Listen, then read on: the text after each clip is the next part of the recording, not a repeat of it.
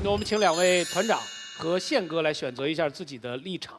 我觉得我是站在蓝色的这边，不是我的。我的伴侣的钱，他的就是他的，我甚至是我的也归他。男人嘛，大方一点有什么关系？钱对了，那不对了，那不对了。钱在赚就有了嘛。那你就是红的那边。那就红的那边。不，是我的，是说伴侣的钱是我的，那我的钱还是我的嘛。我的意思说，我的钱是伴侣的，我自己他的钱还是他的，全给他了，我不要钱。那每天早晨去前台，就是把房间退掉的时候，那个钱是怎么付的？你还开什么房间啊？我们是伴侣啊，对不对？伴侣啊，伴侣结账，伴侣结账。难怪啦，真是哦，你不要管钱嘛。对。钱呢，因为经常是两个人之间呢这个争吵的开端。对，对不对？你不如通通给他去处理。你既然因为我身体都给你了，干嘛在乎那些钱呢？但是宪哥这个题目是这样的哈，他不是说吴宗宪的钱，是不是伴侣的？他是说你在立场上选择伴侣的钱是伴侣的钱，我的钱是我的钱，还是说我们两个不应该分？那我认为是应该要各自分开的，你是你的，我是我的，对，还是男方的。刚才还很大方，这时候反悔了吧？是因为你才反悔。是的。好，那就是你是反方，不是我的，对吧？对。蔡团长，你选择什么？往常都是跟金星作对，今天跟吴宗宪作对，所以他选了是不是嘛？那我就选是吧。金姐呢？按照我目前的生活状态呢，我是站在看我那边的，我和我先生是不分的啊。他的钱是我的钱，我的钱也是他的钱。那我们俩一对啦。但是今天我要站在这个，不是我的，我站这方。为什么？因为我觉得很特殊，因为我们家那个德国人是被我调教好了，对吧？他的钱就是我的钱，但是其实我主张还是各分开好一点点。所以你现在钱多了就知道分开好一点。不是，那不是，我觉得女孩子还是相对要独立点好。对。好，我们场上一共2队选手，按照自由意志分成了红蓝两方，正方是处于劣势一方啊。正方哪位？大兵又是你。好，伴侣的钱是不是我的钱？这个问题问得非常好啊！因为我到现在我都没见过我的钱呐。我的钱一直是在我媳妇儿手里边，她花我的钱是从来不会告诉我的，即使告诉我也没有用，因为我根本就拦不住她，朋友们啊。那么换句话说，我认为她的钱也是我的钱，给不给我也是我的哟。我就当它是存在银行的一笔定期存款，就算我这辈子花不着，那也是我的钱，因为我乐意。在我们东北啊，一个老爷们能让自己伴侣花自己的钱，那是一种责任，同样也是一种关爱，更是一种光荣。如果一个老娘们儿让她的对象花自己的钱，那也说明她的对象也是一个挺招人稀罕的小白脸子。好了，朋友们，我们找伴侣的最终目的是什么呢？是过日子啊。那好了，你不打算过日子，那是什么？那叫扯淡，那叫知道不？那么好，两人过日子需要什么？柴米油盐，吃喝拉撒都需要钱呐。好了，俩人个人过个人的，你过你的，我过我的。这个月我花冒了，我管你借；下个月我还得把这钱还给你，连本带利。你这是干啥呢？你这是过日子呢？你还是小额贷款呢？其实，纵观各路历史上的各路大哥啊，他们成名之前，很多人其实都是靠过伴侣的帮助。著名的导演李安先生有一段日子过得老苦了，那过得真是有上对没下对啊。媳妇儿见着这种情况之后啊，一点没有犹豫，甚至把嫁妆卖了，去帮助她的老公。后来怎么样？李安大哥成功了，有钱了，当大导演了。那怎么的？现在他敢说他的钱就不是他媳妇儿的钱吗？啊，刚好讲到我学长，我的台艺大的这个戏剧科，我学长，我们学校就出了2个有名的，就关了。一个就李安，一个就是我个人。是。不了，我知道了，下一次我再跟你学习了。很好了。所以说，朋友们啊，伴侣的钱就是你的钱，同样，伴侣的幸福也是你的幸福。最后，我要套用一句既煽情又煽炮的广告词儿，那就是一辈子的钱财我们能分得清，但是一辈子的幸福我们是分不清的。谢谢各位。说的真好的，好的，是吧？啊，大兵，我就有2个词儿，我就是你那个学术词语我没太明白。好，请您就现场的就着这些选手哈，来帮我们解释一下。第一，什么叫大老娘们儿？第二，什么叫小白脸子？来，试举1、2例。啊，那个，好了，大老娘们儿，这个金星老师就是大老娘们儿。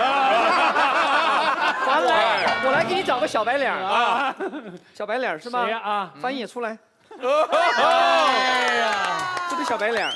他敢说你啊老娘们儿？哎，我是没，我承认，我就是东北老娘们儿。对，其实老娘们在东北来说并不是骂人话，我不是贬义的。对，不是贬义的。小白脸吗？对啊，小白脸子你自己合计去呗，就是。好啊，就加深了我们对这2个词语的理解啊，明白了。好，谢谢大兵啊这个反方谁？优呵。大兵哥，我觉得是典型的直男癌，真的。你总是说我大老爷们儿，我就是愿意给我的大老娘们儿，我的钱都是他的钱。我觉得你一直在为自己想，我觉得我大方，我乐意。你有想过女人的感受吗？你真的不懂女人，女人要的不仅仅是你的大方。女生你都懂的，我看到你点头了，是不是？坐在前排的。我以前有一个男朋友，我非常非常喜欢他，然后曾经就为他堕落过。堕落过哦，堕落过。请问是一位老人吗？一位要电话的人。我曾经为了他，就是差点放弃我做主持人的理想，留在他那个城市。那是因为你在他的比赛里面失败了。然后我就真的是非常非常喜欢他，但是我总是感觉不到他的爱，我总是觉得他对我若即若离。然后我过生日的那天，说真的，女生们都希望自己过生日，然后自己的男朋友可以送上自己一份礼物，不管那个礼物是什么。然后我就兴冲冲的跑去找他，结果他没有给我买生日礼物，他也没有时间陪我过生日。然后他为了弥补我，他就把他的卡给我，他就说，反正我的钱就是你的钱呐，你就拿这个卡，你随便去商场花，随便刷，你想买什么就买什么，你给自己买点东西，你不花超过4位数你就不要回来。然后我就真的是非常非常你看现场那些钱赚，你看在那掰着，哎呦4位数，人民币的4位数是这么算的，个10百千分、毛、块、10块、10几块。对。然后我就自己为自己买生日礼物。我是一个不买衣服会死，我是一个不买衣服会死的女人。我特别喜欢逛街，但是说真的，那次逛街是我有生以来我觉得最无聊、最绝望的一次逛街。我觉得我自己是个 loser。为什么这么说呢？我觉得，但凡是对自己的魅力有自信，觉得自己是足够的独立的、强大的女人，你都应该觉得说，你的钱不是我的钱。如果他是真的爱你，他是在意你的话，他会主动为你花钱，而且这样会让你更爽，你才能够体会到他是真正的在意你的，他愿意为你去花时间和精力嘛，而不是把卡扔给你，这根本都不是真的爱你。你是反方的啊？对啊，你可以把那数字越搞越低，你。我看就算了。好，你快请坐。哎呀，怎么剩下30几了？我们现在进入一个止损模式，我们看看他到底会能到多少。好好的一件事被你讲坏了嘛！如如，你知道吗？和这个比起来，你以前都不叫堕落。这个数字，我现在看到4位数了。对，此刻我觉得我像一个失足少女。对，好吧，这是反方第一位非常堕落的选手。好吧，好吧，那你们正方这个人可以不用说了。我还说两句。秋晨，哦耶！露露啊，你真的很让人心疼，大家都很同情你，真的。可是你知道问题在哪里吗？问题在于这个人是他舍得把钱给你，你看他那态度是什么？老子的钱给你花，老子的钱给你花，所以他还是分得清楚的。而且更重要的是，他还分什么？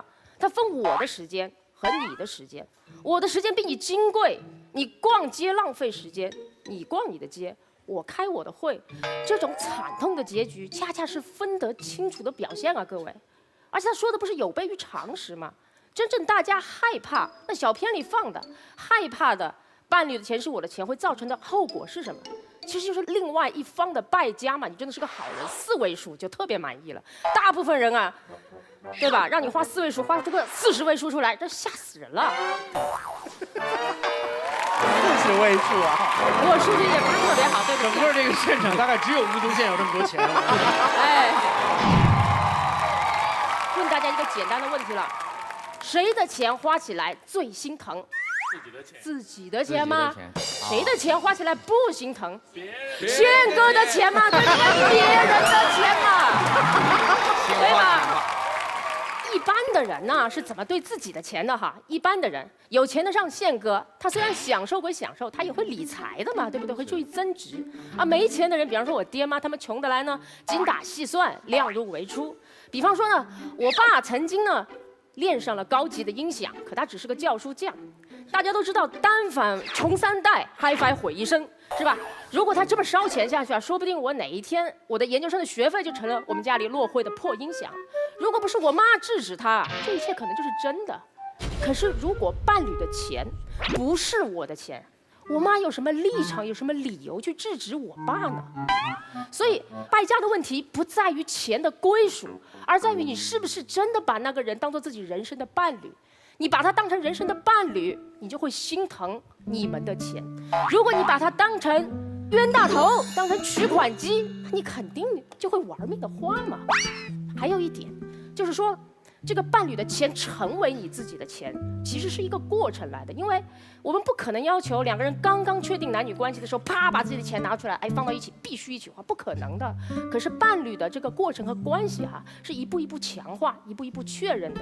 刚开始的时候，啊，如所说的，如果一个人他用心的去买一份礼物给你，花自己的钱，你会觉得他有心啊。如果那个时候就已经是咱们的钱了，你拿我的钱买礼物给我，那算个什么屁啊，对吧？没关系。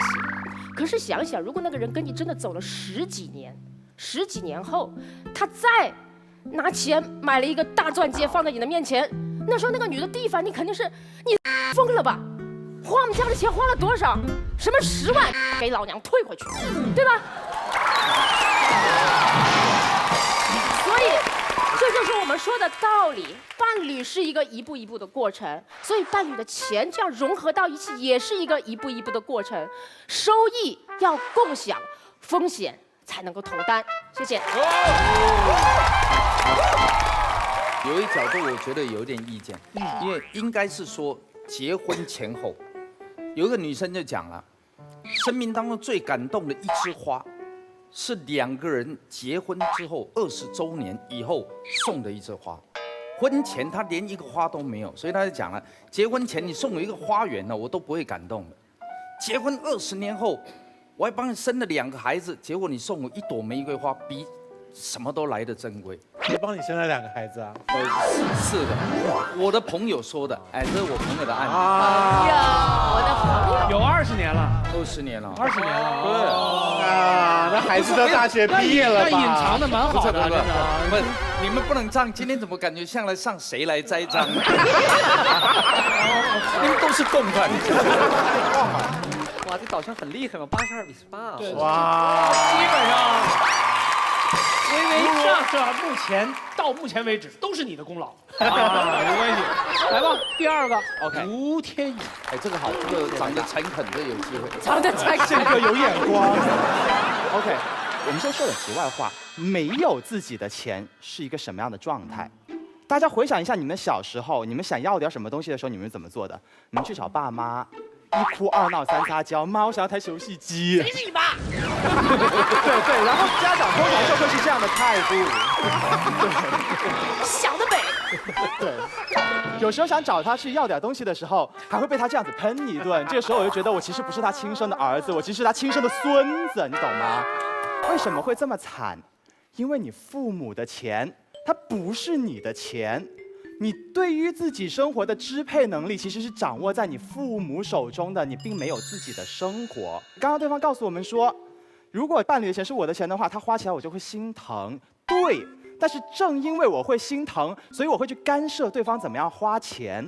讲2个例子，一个男生，一个宅男，他上漫展去买了手办和模型回家，他老婆会说什么？你知不知道老娘每天给你那些玩具抹灰做卫生花了多少时间？他陪你睡还是我陪你睡？你又花钱买这种烂玩意儿，回家干嘛？女生也会有这样的状态啊！你去买一件衬衫，回家穿给你老公看，你老公扫了一眼，你也知道直男的品味，他告诉你说，类似的衣服你不都有800多件，你为什么还要买？你看到吗？正是因为对方的钱是我的钱，所以我会去干涉。如果你花是你自己的钱，那你花就花嘛，你爱拿去做慈善给乞丐都好，都不关我事。可正因为那是我们的钱，所以我会强行要求你不要这样做。这种时候你就会感觉好像你又回到了小时候，你以为你自己寒窗苦读10几载出来赚工资了，你就有自己的生活？不，从天而降一个媳妇儿，你突然间一夜回到解放前，过上了计划经济的日子，你懂吗？喝瓶酒，抽支烟，买件衬衫，你都要给你媳妇打报告。过去你找你妈要零花钱，现在你找你媳妇要零花钱。女皇大人，这个月零花钱可不可以多一点儿？难过。OK， 大家发现了没有？你的不爽来自于什么？其实并不来自于你向他要求说你给我点钱吧，被他拒绝，不是。哪怕他批准了，其实你也会不开心。为什么？因为你的生活方式受到了改变。当你因为心疼我们的钱而对对方做出干涉的时候，你在要求什么？你在要求对方改变自己的生活方式，你在强行剥夺他支配自己生活的一种自由。但其实不应该这样子的，原因是什么？原因在于，如果我们喜欢一个人的话，我们就应该喜欢他这个人，我们会尊重他的生活方式，我们会尊重他的兴趣爱好，我们会觉得说你保持你自己这样子是最好的。可是当我说你这笔钱不应该这样花的时候，我是要你干嘛？哦 ，OK， 我们正在配合你念经的节奏，你知道吗？OK， 我是在告诉你，你要放弃你现在生活的方式，做一个我改造后我会喜欢的人。谢谢。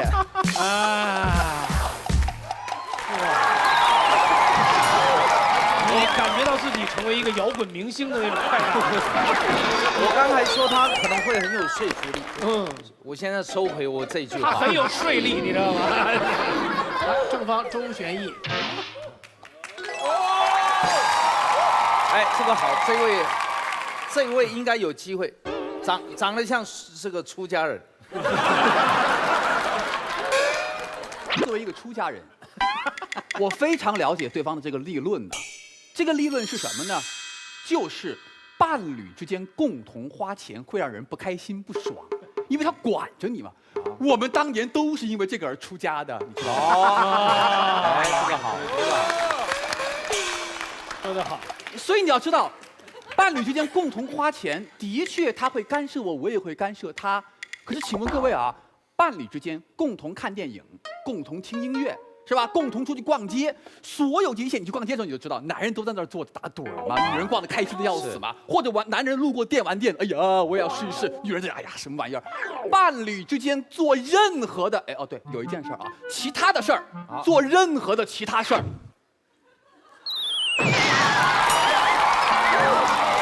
那个也一样是吧？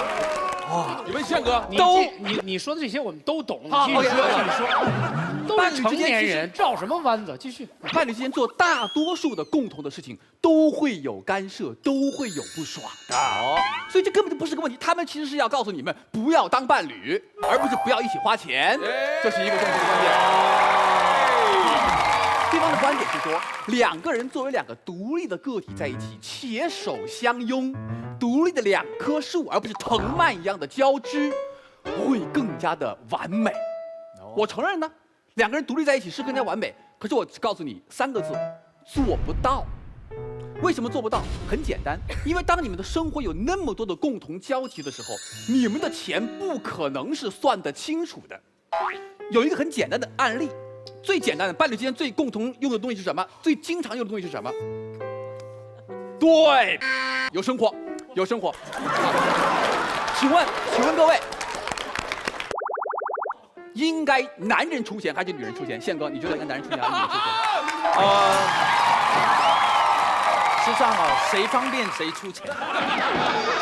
你干嘛呢？宪哥的态度是和稀泥。算了，我不给你算清楚。如果我们今天真的要算清楚的话，我跟你讲，男人出钱，对不对？因为男人在用，男人不服气了，真的是我想用的吗？所以宪哥的理论不是一个经济学里面的理论，经济学的理论是谁不能承担后果，谁出钱。这也不对啊，也可以这么说。所以还有很多其他的例子，比如说女人喷香水是男人闻的，对不对？女人化妆是男人看的，这所有这些东西到底谁出钱，技术上是解决不了的。而且如果伴侣钱不是我的钱，还有一个非常麻烦的问题，没有任何人愿意做家务啦。哦，老娘帮你带个孩子，是吧？你说老婆你辛苦了，老娘出去帮人当月嫂，一个月能挣7、8千块钱。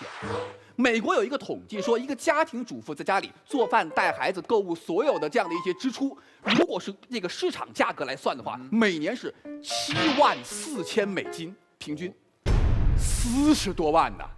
老娘在家伺候你，我1分钱没有黄脸婆。老娘出去工作挣40多万，我为什么要伺候你？谁会愿意做家务呢？这是个很简单的技术问题，它一定会导致你的家庭分崩离析。最后，我想给大家提供一个建议，就是当你疑惑伴侣的钱到底是不是我的钱的时候，你不妨做一个自我的心理测试。这个测试是什么呢？就是你到底在心里边有多少当对方是你真正的10乘10的那个伴侣。如果你拿对方当你10乘10的终生不渝的伴侣，我们的钱是共通的；如果你不当，那就不是。如果各位你们相信你们此生有幸能够遇到一个你真正觉得可以托付终身的灵魂伴侣的话，请按下红键支持我方观点。好，如果不信就算了。谢谢各位。马薇薇使用奇袭牌。3个问题，李安看电影。第一个问题，李安为什么10几年后对他老婆感恩？因为他知道他花的是他老婆的辛苦钱，而不是我们的钱。如果任何时候都当成我们，哪有什么感恩之心？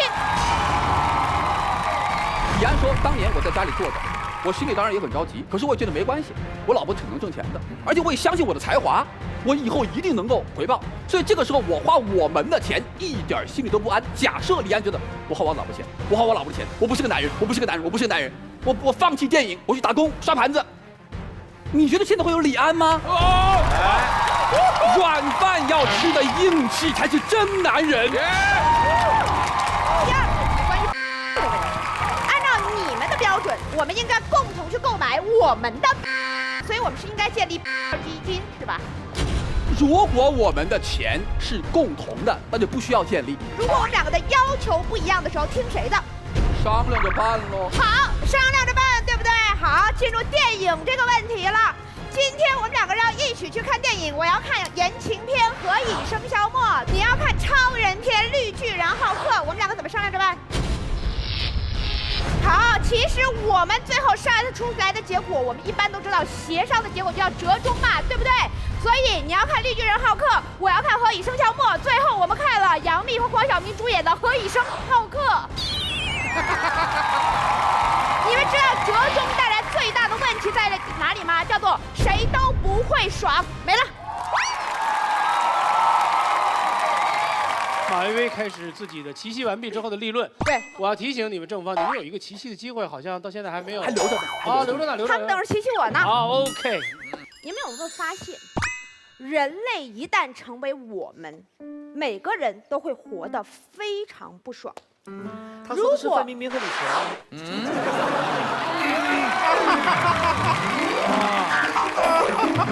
好，同样的，伴侣一定要分你我，才能彼此陪伴。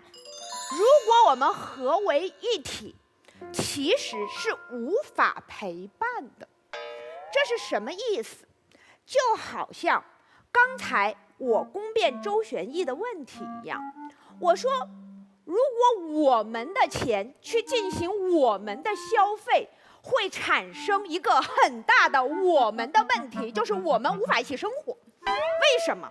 因为按照修成节约的理论，我们花钱花在刀刃上吗？我们的钱吗？规划的时候会出问题。我作为一个女生，我们认为我们今年的奢侈品消费应该购买我们4万块钱的包包，因为它尽管背在我的身上，可是我们的面子都有光，对不对？可是男生那边会想喽，我们今年的花费最该用在刀刃上的是应该购买一台4万块钱的最新款最高配置电脑。虽然是我在用它打游戏，可是你在旁边看会产生我们的愉悦哦。所以很多夫妻矛盾是不是就是这样来的呀？很多情侣争执是不是就是这样来的呀？然后他们说，你们可以协商嘛。协商的结果就是怎么样又满足包又满足电脑呢？我们花4万块钱买40个电脑包，谁也没有爽到。很多家庭矛盾就在这样的我们之中产生了割裂。你们老想融为一体，世界上有一种人很不幸，生下来就是融为一体的，叫做连体婴。可是连体婴在医学上很抱歉叫做畸形儿。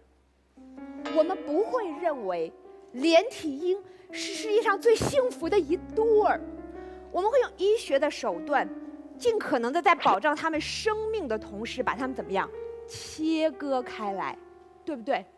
因为我们的手脚是无法互相扶持的，我们是背靠背的。我们的身体连体婴是无法互相拥抱的，因为我们的脸永远看向不同的方向。你看似我们血脉交融，可毕竟我们有着2个不同的灵魂。我们能不能在陪伴的同时，给彼此一点空间？当我们不再是我们，我才能够更好的去爱你。谢谢。马薇薇，在第1季当中，我引用你一句话。人家说，女人是男人身上的一个肋骨。你跟你的肋骨讲空间。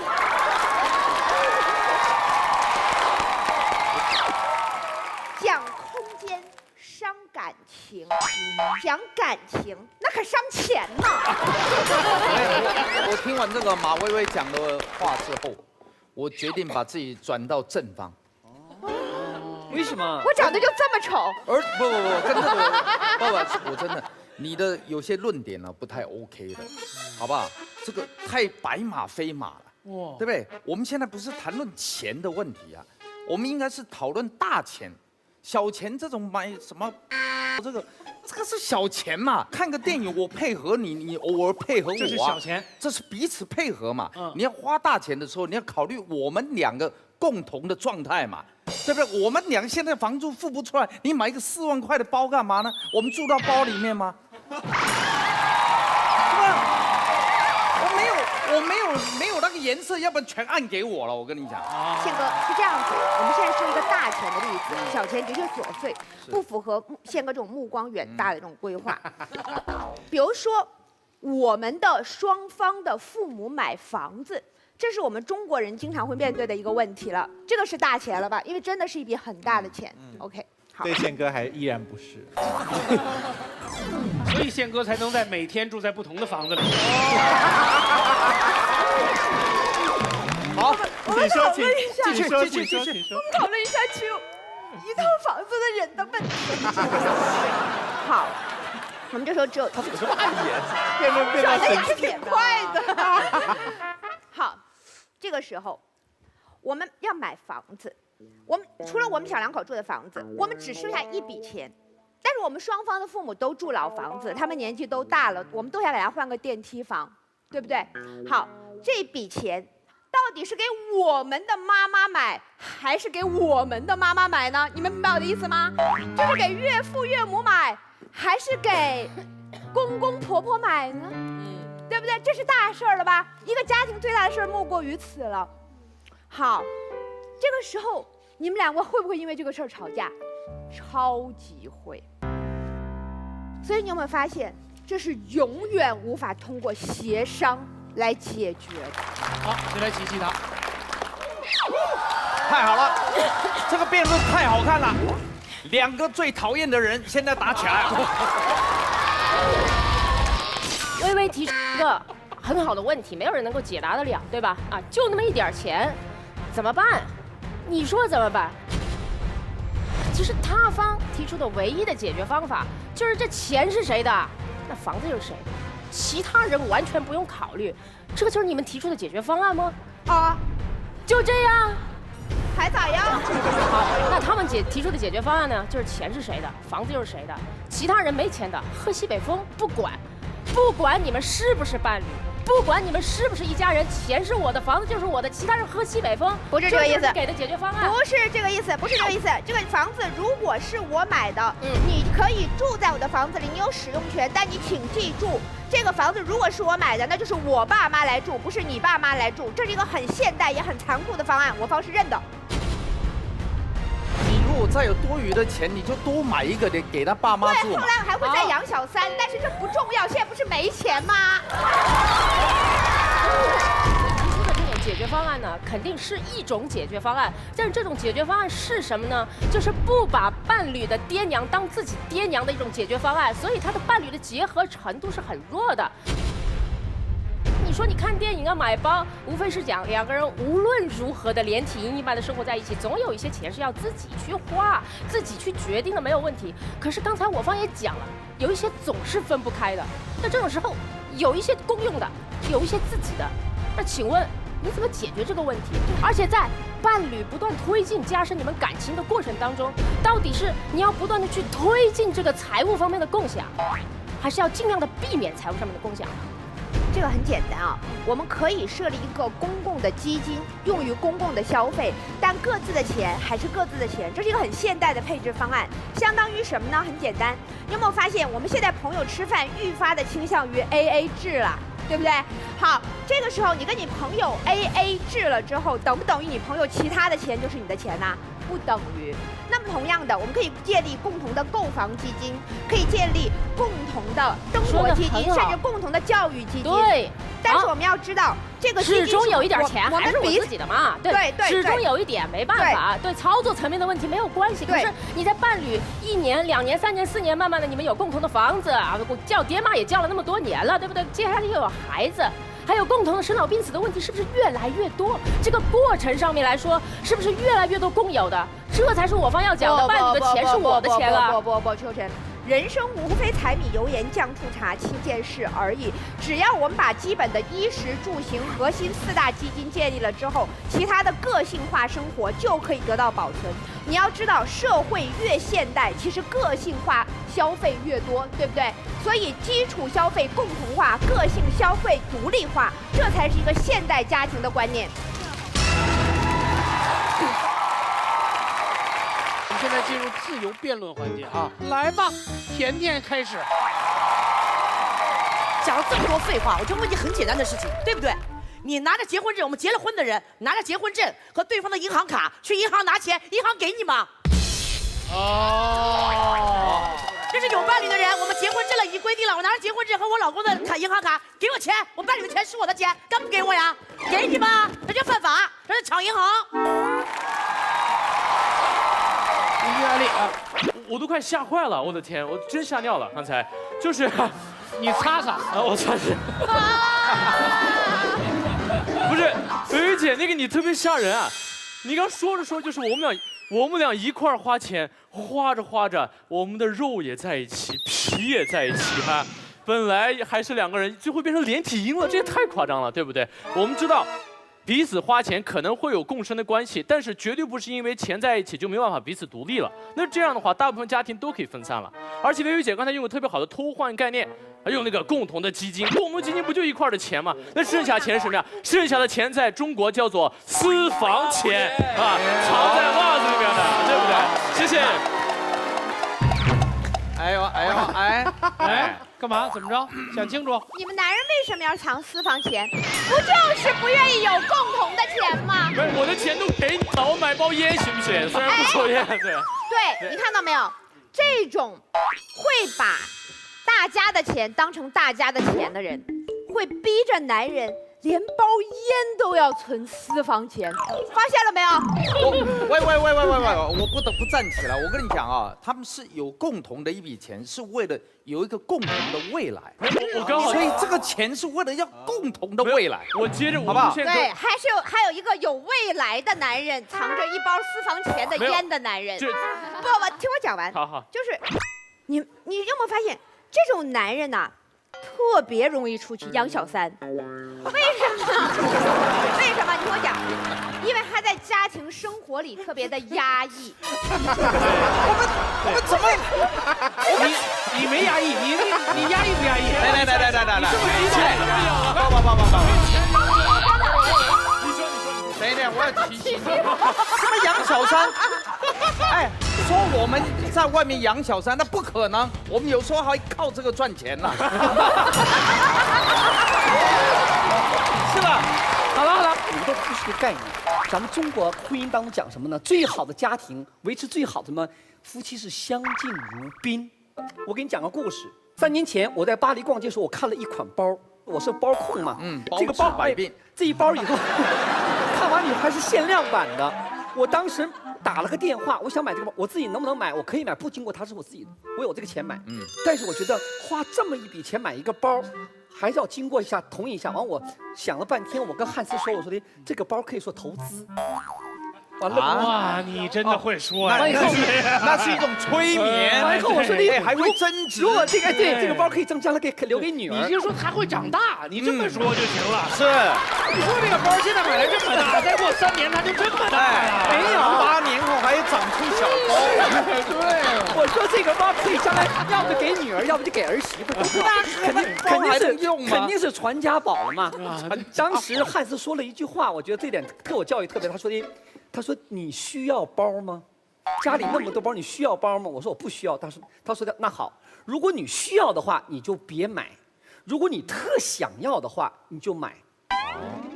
他用英语就说的 ，If you need it, don't buy it. If you want it, go for it. 它是一个相互尊重的。其实我花我自己的钱，我刷我自己的卡，但我还要尊重他，因为我们俩一起过日子。但是他最后那个英文字你还是没讲出来。最后你就buy it，然后不 buy it， 最后一个还要 follow your mind。Follow your mind。OK， 行了，哎，这句是金句啊，这句是金句啊，说真好，真的。你需要别要。你想要，非常想要。哎，你们2位导师都出手了，我要说话了。OK， 好的。我很恭喜吴宗宪跟金星2位呢，他们都处于一个双薪家庭啊，就是夫妻2边都能够有能力赚钱，所以你们是始终都无视于那个夫妻2方当中，如果有一方没有收入的话。要怎么办？不均衡的。然后我相信，在座的这100位小朋友当中，家里的爸爸妈妈，有不少人的双亲当中，有一方是没有在工作，没有具体的收入，不是每个月都有钱进账户的。所以这几个人发言的时候是没有把你们的爸爸妈妈的状况想象在其中的。我说我们今天如果为吴宗宪开一集，我就认了。可是这集不是为你一个人开的，尤其是当你说。是小钱，可是你买了1万个的时候，其实也不是小钱了啊！也要有那个体力。我很喜欢家里面双方都有收入这个想法，我觉得那个是一个很理想的状态。可是很可惜，那不是真实的状态。然后到现在，很多人认为现代社会应该要双方都有收入了。你若去日本观察一下，日本的结婚的夫妇。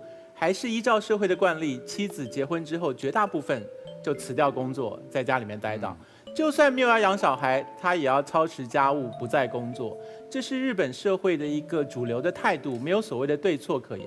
日本绝对是一个已经现代化的社会，可是却依然有一方是没有收入的。所以，如果我们的讨论置这个夫妻双方有一方完全没有收入的状况于不讨论的范围内，我们今天的讨论会有极大的漏洞，所以提醒大家一下。哎，说的真好。陈明。OK， 我只解释一件事，因为我们是一个严肃的辩论节目，对，所以我们在法律上，我觉得还是有必要澄清一下了。就是在法律上，夫妻两个人在婚姻存续期间的钱叫做夫妻共同财产。对，在离婚的时候，如果要大家进行分割的话，如果没有重大过错呢，不是说你挣的是你的，我挣的是我的，而是一人一半。只有当那份钱是我们的时候，我们分它的时候才会一人一半。共同花着我们的钱，创造我们的未来，我们也许会失去对方刚才所说的一点点的自由的代价，收获的是那份真正的大爱的幸福。好，谢谢吴天宇。夫妻共同财产是因为法律上面从第三方介入的时候，因为你们家长里短扯不清，所以我要说夫妻共同财产一人一半。但是我们在婚姻状态中，我不可以认定你的钱就是我的钱，懂吗？什么意思？我们可以有商有量，可以互相协商，甚至我可以为你花都没有问题。但是你不可以觉得这是理所当然的，因为当你觉得你的钱反正本来都是我的钱了，那我爱怎么花你的钱就怎么花你的钱的时候，你失去了对伴侣的感恩。一段没有感恩的爱情是走不长的，就这么简单。哇，最后这一句深刻的刻在我心里。来，姜思达，哎呀，让本名媛给大家解释一下什么叫伴侣的钱。刚才金星老师站在反方的立场上，告诉大家说，我想买一个包的时候，我的伴侣会指点我说这个包什么时候该买，什么时候不该买，恰恰是对您方薇薇姐的自由的观点最大的消解。什么意思？你们在区分自己和对方的钱的过程当中，仍然有很大的自由的限制。谁让你们是伴侣，对不对？所以在谈恋爱的过程当中，总该有点共同的妥协。这个妥协不见得就是不开心的，这个妥协并不代表说我的自由就一定是被散发出去的，反而因为我们俩共同形成的快乐，获得一种新的东西，这个是重要的。所以这道辩题讨论的是什么？是我现在没钱的时候，我的伴侣艾丽，我在向她。我这个月没钱吃饭的时候，我说艾丽哥哥，能不能给我点钱的时候，我的心里应不应该有愧疚之情？是我在问他要钱的时候，要不要想着我下个月还他？是他应该想着下个月的时候，应不应该再向我要那笔钱？考虑这个问题，你们自己好好想想。好，我们辩论阶段就这样了哈。我们请两位团长和宪哥来表达他们各自的立场。虽然宪哥中间叛变了我又回来了，但没关系啊，那没关系。我们先请宪哥说吧。可以。你还坚持你最初的选择吗？我觉得我现在跑到正方了。所谓的这个在不在意对方的钱是不是你的这个问题，我觉得是他成为你的伴侣，甚至是你的终身伴侣。如果是他是你的未来的话，没有钱的考虑的，我们就是一家子人。这个叫什么呢？各有所长，而且很可能是什么？你别以为都是男人会赚钱哦，可能是女人会赚钱。所以你在这个上面，你要互相是一个包容的。所以我个人认为，我是站在正方的这个角度。好，我们听听金姐，咱们今天做这个奇葩说，是现在才做的，为什么5年前没有奇葩说呀？10年前没有奇葩说，不能谈这个观点呢？在以前中国的社会环境当中，这不是个问题。但现在社会发生变化，这是一个问题。说得好。很多女人，如果你觉得依赖于对方的钱就是我的钱的话，是个很危险的想法。现在的婚姻法都保护不了你的一辈子的生活，你以为对方钱能保证你吗？不可能。如果你爱那个人，他觉得他钱全属于你的，那是你的额外的补偿，你中奖了。那我祝贺你，你中奖了。但是不是的时候呢，给自己留条后路。尤其现代的女性，我觉得自己独立能挣点钱吧，不要100%就这个男人就是钱就是我的，这个是很幼稚、很危险的。我只想说这一点。我觉得他们基本上把所有道德路全都堵死了。然后这时候你的发言会直接就把自己放在一个不道德的位置上。您开始吧。我在你这儿什么时候是道德过了啊？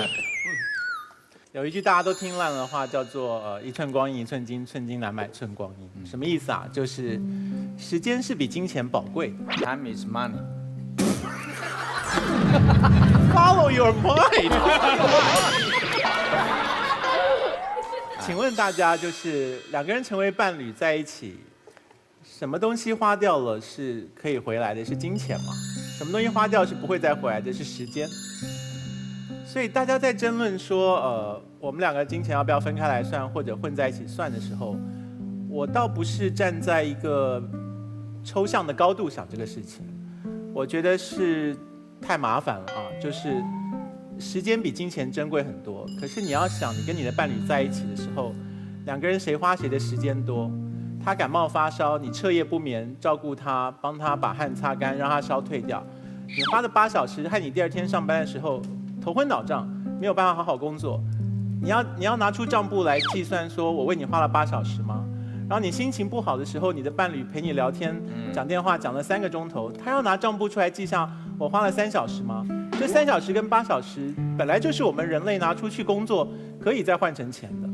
所以如果连在金钱这么粗糙的准则上我们都想分，那在时间这么宝贵的标准上我们怎么分呢？所以成为伴侣要算这个事情是算不来的，是技术上做不到的，是技术上硬要做到了，伴侣的关系就会消失不见的。所以我只能够说，当我们在挣扎于要不要算清楚这件事情的时候，我觉得还不如把这个时间拿去做更珍贵的事情。是你们当下最在意的是什么？如果当下最在意的是金钱，两个人就好好拿这个时间去赚钱，而不是在分彼此。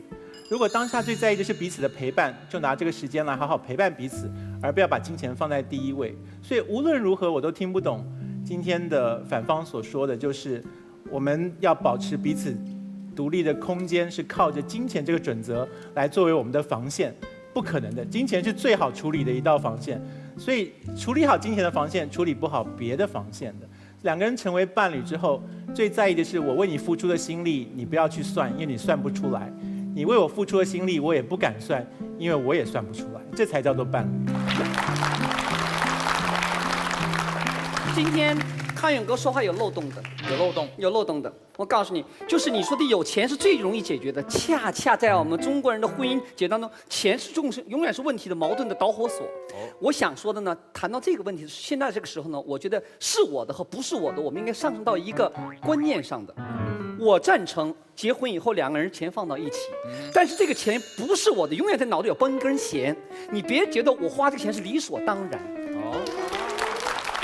你钱可以放在一起，具象的可以分，但是我永远觉得我花每一分钱是我要珍惜，我为什么花这笔钱，我不能乱花这笔钱，花这笔钱我带着一种感恩的或者尊重去花这笔钱，概念上脑子里永远一个不是我的，这个日子就好过了。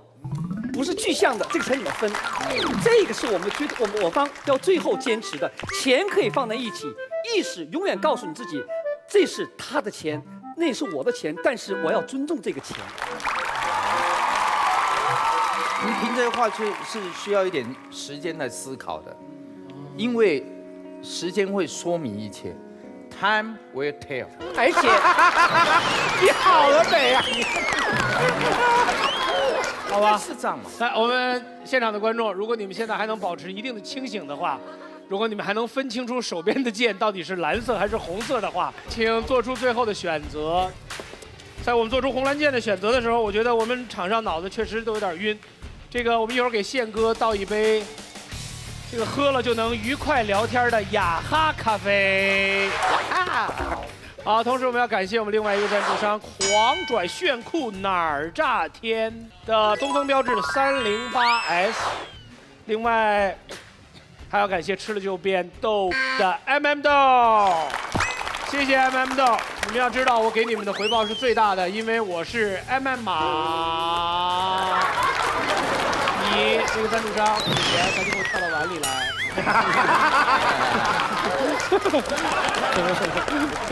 好，谢谢，来，我们看一看本场结果。哇哦，正方获得11票，正方获胜。一辈子的哎呀，我们今天真的是非常之荣幸，因为这个感觉到这个宝岛台湾的综艺引领我们那么多年，今天两面旗帜终于都插到了我们的现场。你们两位应该也是第一次在一个综艺节目里面被插到一块儿吧？什么叫被插到一块儿啊？这两面旗帜嘛，就被插到一块儿，是吧？很有荣幸是请过吴宗宪到我的节目来。当来宾，我也去过他的节目，可是呢，我们始终没有一起合作过。对，因为我们两个要是在一起做节目的话，太贵，没有办法。所以大家知道《奇葩说》是多有钱的一个节目，太厉害了。关键是这次我们请到这个宪哥特别不容易，对吧？因为前面我们请过陶晶莹，陶晶莹在这个现场呢，特别洒脱的跟我们分享了很多宪哥的故事。然后后来拜托我们说一定要请宪哥来，把相关的事情在现场印证一下。他看看到底是陶晶莹在说谎，还是必须要先消毒一下。怎么样？他说的90%都是假的。说的都不是真的，但是真的都没有说。他当时10句里面说了宪哥9句好话，都是真的。我不相信他会说我什么好话。金英说你小三儿特别多。吴宗宪大家都认识吧？他有那么多的小三要养。那都不可能的。您说的大陆的明星，台湾的宪哥养小三儿，我没有好，没有关系。我曾经就讲过这一句话。我告诉你被误解也是演艺事业的一部分。It's a part of the game. OK。哇，泰语说的这么好啊！宪哥来了，我们按耐不住的一种兴奋。但其实我们还是迈出去一个话题的。我们讨论一个话题就是这儿的边界到底是什么？什么样构成骚扰？康永哥，别人对你做了什么，你才会认为他在骚扰我？别人对我做什么会在骚扰你啊？不，别人对你做什么都是在骚扰我，这样就可以了吧？你对我太好了。别人对我做什么我都不觉得是骚扰。强大，宽容度太大了。他如果做了下流的事情，我就把他归档到下流那边去；他如果做了暴力的事情，我就把他归档到暴力那边去；他如果做的是既不下流也不暴力的事情，我就把他归档到调情这个地方去。所以我的目前所使用到的字汇当中，没有太动用到骚扰这3个字。这是闷骚的典型代表。宪哥，当然了，我不相信有人骚扰过你对。就是万一发生的话，这个界限会是什么样的？它很简单所有人都知道，在台上一切都是假的，对不对？戏如人生，人生如戏。但是在私底下，我们可能会看到喜欢的女孩子。你已经看到喜欢的女孩子了？不，我是说你的人生里面。他怎么那么准？他就指向如如。是这样，对。宪哥跟我要过电话。起来说一下，来，我起来说一下，我跟你讲，如果我跟你要过电话，那你就是史上第一人。我当时就参加一个主持人大赛，然后宪哥也在，你肯定不记得我了，但是我记得你。然后当时在现场的时候，我明明表现得比我的那个对手好。但是也不知道他们导演组为什么好像有黑幕的感觉，就把我给淘汰了。然后我心情就特别的差，然后我就拎着箱子出去的时候，然后宪哥的经纪人出来找我要了电话。但是他说的是，宪哥觉得你不错，所以我要你的电话。想签约？你想多了。其实，所以我想说，那是宪哥的经纪人骚扰你。但是我的经纪人是女生呢。不是一个老人，是个老人，是一个爷爷，对。那根本我不认识他，我哪怎么来了一个经纪人？那我真的是被骚扰了。这种情况常发生的，你看。对，今天只是在找话题，要跟如如讲话。我讲真心话，他不太是我的菜，我讲真话。你是他的菜吗？范甜甜啊！我跟潇潇跟宪哥就大概1周之前有录过节目，他就没有问我要电话，说明什么问题？看到美色毫不动摇，绝对是好男人、好汉子。我跟你讲，范甜甜，太好了，你不是宪哥的菜，你是宪哥的菜刀，你知道吗？什么情况啊？哎呦喂！宪哥关于骚扰的界限是台上和台下。对，那一定要分得很清楚的。啊台下我这是一个宅男，哦，台上你爱怎么样我都可以陪你来。我们现在就在台上啊，你要跟谁没有尺度的来啊？ OK 啊，哪一位请把床推出来，咱们就表演打呼。好，金姐的那个标准跟那个康永哥差不多，我不怕别人骚扰我啊。但是我跟康永有一点不同哦，康永是什么人他都认为是调情，我只要颜值高的我认为是调情，要丑的话我就去骚扰。哎呀，你这个是歧视啊！对呀，你怎么歧视？不是歧视啊，这得看上眼了嘛。我们是一个严肃的辩论节目，我之所以展开这个话题哈，就是因为你们得问我，你们不问我，我怎么把这个话说了啊？议长大人，哎，最近骚扰了谁呀？最近经常被骚扰，真的吗？对，因为在我觉得就是冬天啊，我承受力还好一点，到夏天我受不了。怎么了？就他们都穿的特别节约，就特别简单啊，然后在我面前晃来晃去。关键是你简单也就算了，你要穿的好看也得有范儿，穿的特别好看，你让这个啊有范儿给你配2套衣服。哎呀，非常感谢时尚 APP 有范儿冠名赞助奇葩说，谢谢。